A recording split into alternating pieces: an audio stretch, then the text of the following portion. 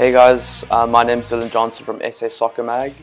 This week, Ollie and the MoneyMan are both away, so I'll be doing the predictions for this weekend.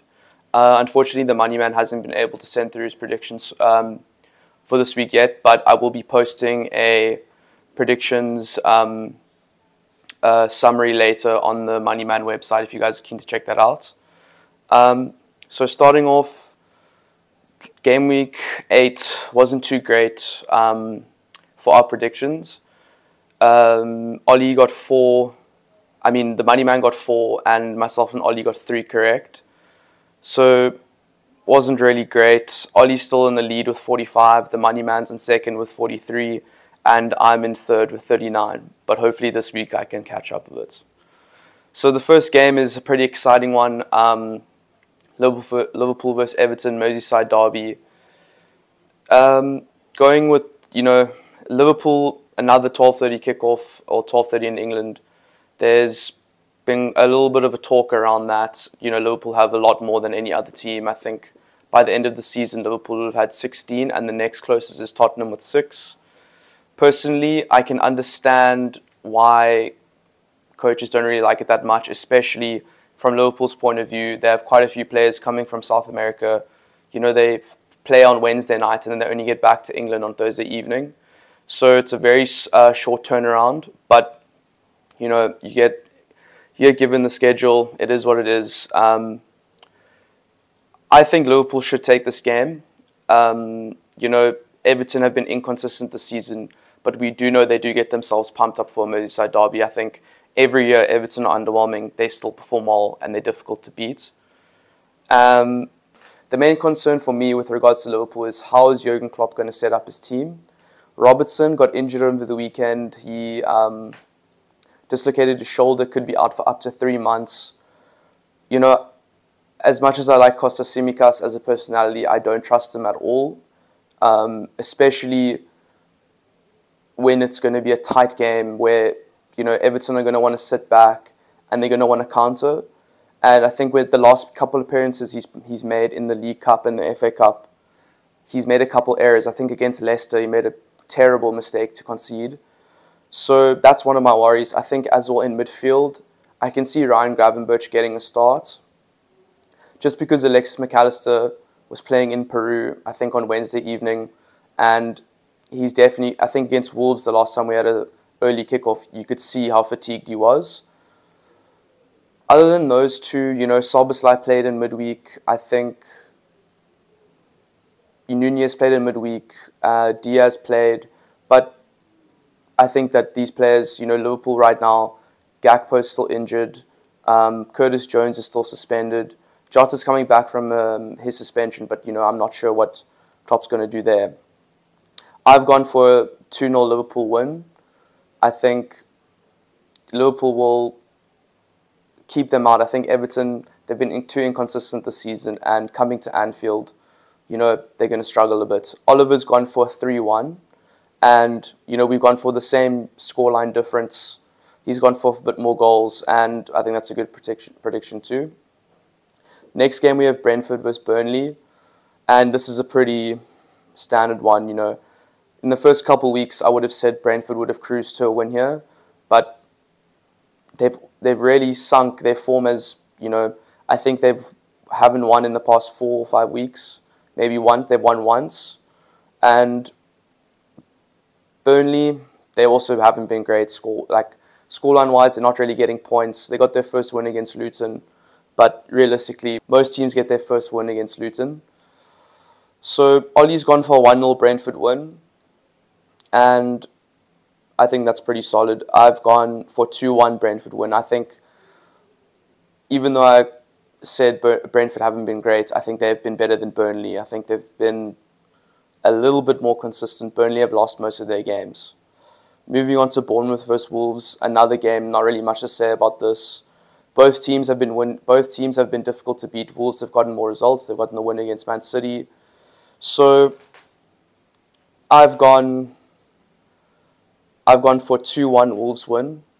I think Bournemouth started off really well, and even though they haven't gotten a lot of points, they were really difficult to break down. They were creating a lot of opportunities, But over the past couple of weeks, they've really opened themselves up. They're conceding a lot of goals.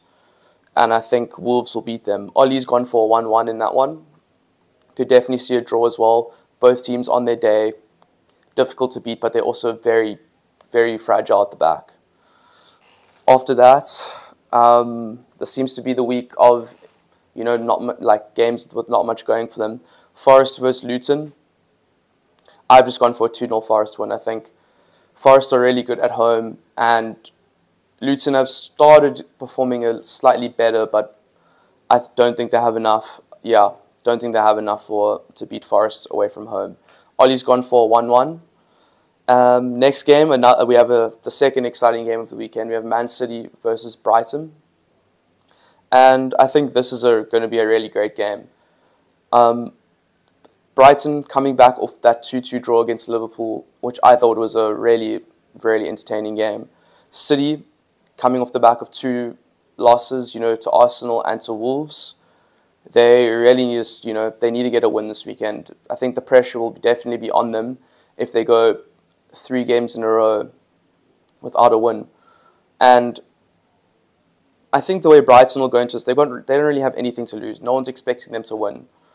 But City, they really have to. I'm not sure if Rodri's back this week, but if he is, I think that'll be a huge boost. But I just have a feeling City will send a message this weekend. I've gone for a 3-2 City win. And that's mostly because, a few people could see City losing 2 games in a row, and I just can't see City losing 3. I think it's gotten to the point with them where it doesn't matter who they're playing this week. They cannot lose 3 games in a row, and they very rarely do. And Ollie's gone for a 3-1 City win. Next, we have Newcastle versus Palace.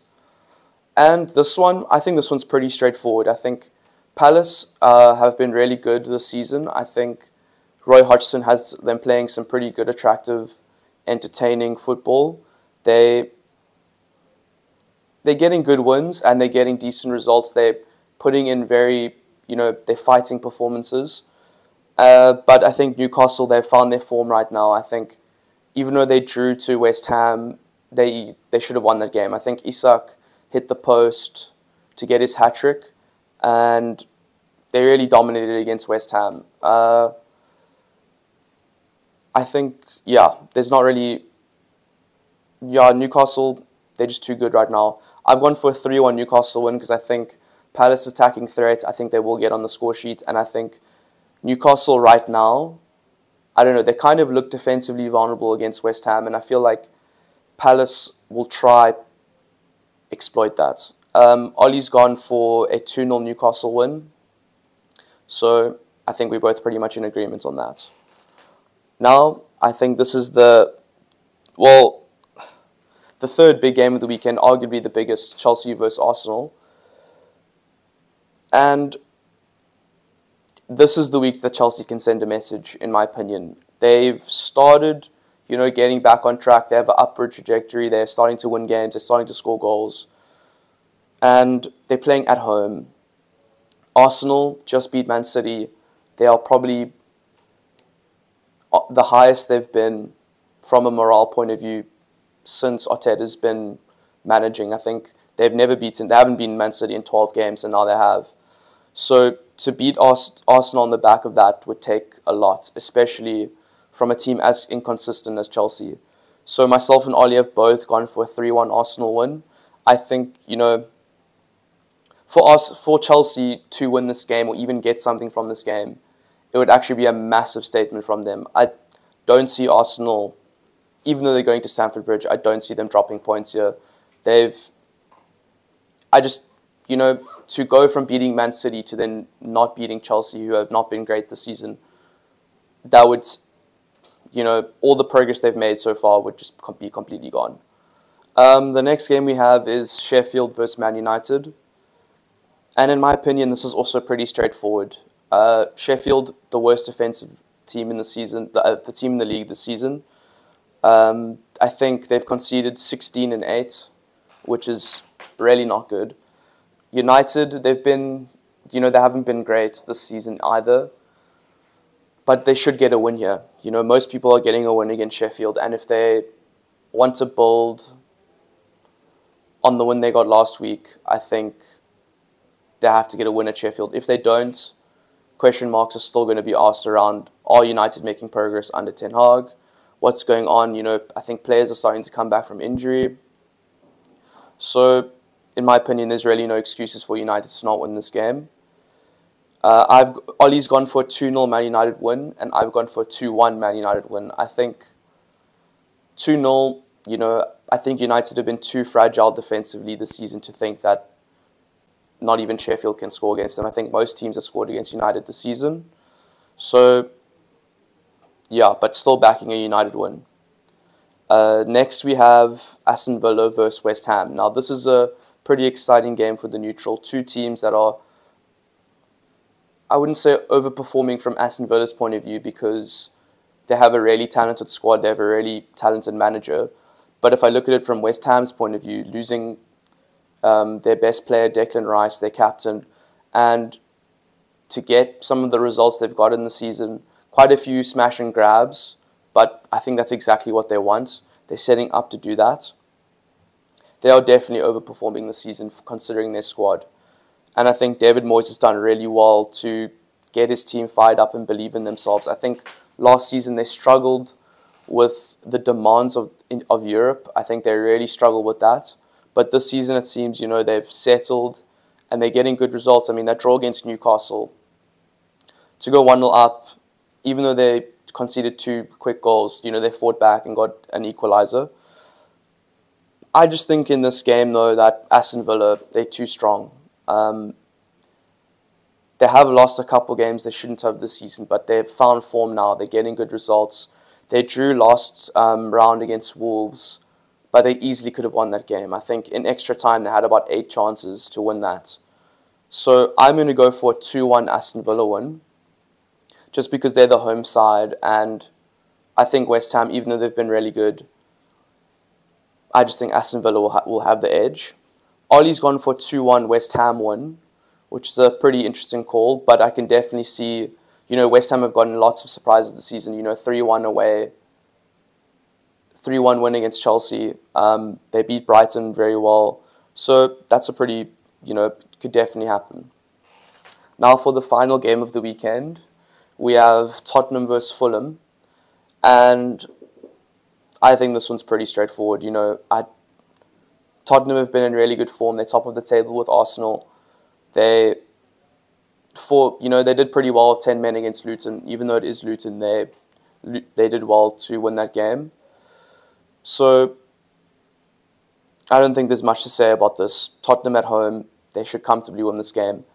Ollie's gone for a 2-1 Spurs win, and I've gone for a 3-0 Spurs win. I think Fulham this season, they've been good in patches, but when they've been bad, they've been really bad. And I have a feeling that, at Tottenham, they're going to be bad this season. Bad this weekend.